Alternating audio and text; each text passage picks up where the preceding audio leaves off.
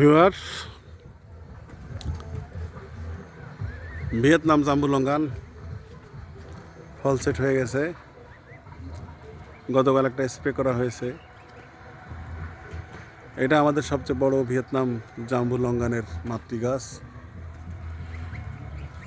পর্যাপ্ত ফল এসে গেছে।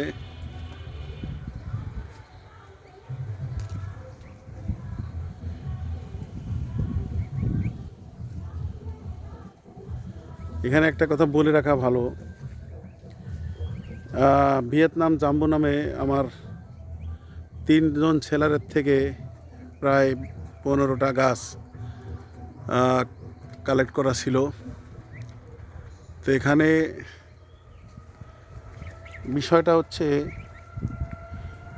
এই 3জন সেলারেরই ভিয়েতনাম জাম্বুলঙ্গানটা ডিফারেন্ট। মানে একটা তো একজনের থেকে যেটা নেওয়া সেটা ভিয়েতনাম জাম্বো নয়, ওটা সম্ভবত ডায়মন্ড রিভার, ওটার ফলন অনেক কম। কিন্তু এই যে আর একটা মাতৃগাছ আমি কয়েকদিন আগে পোস্ট করেছি,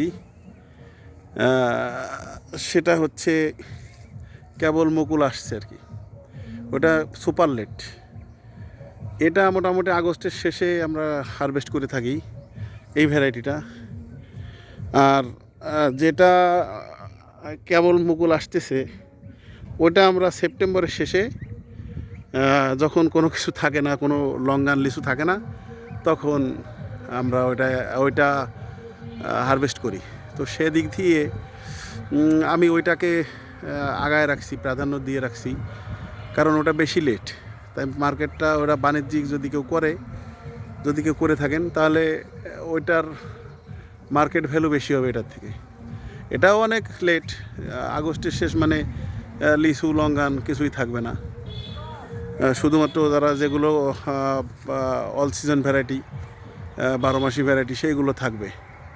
তো এটা হচ্ছে এই যে ভিয়েতনাম জাম্বুটা দেখছেন, এটাও অনেক ভালো একটা ভ্যারাইটি। এর ফলও অনেক বড় হয়, বীজ অনেক ছোট। তো আমরা 2 প্রকারেরই চারা আলাদা আলাদা করে থাকি, দুইটাই ভিয়েতনাম জাম্বু। পাতার ডিফারেন্টও আছে। এখন দুইটাই আমাদের ভিয়েতনাম জাম্বু নামে কালেক্ট করা। যেটা এখন মুকুল আসতেছে ওটাও যতটা ভালো, এটাও সেরকমই ভালো, কিন্তু এটা 1 মাস আগে পাকে, ওটা 1 মাস পরে পাকে, এইটুকু তফাৎ। আর ফলের স্বাদ সাইজ প্রায় একরকম, একটু একটু অমিল আছে।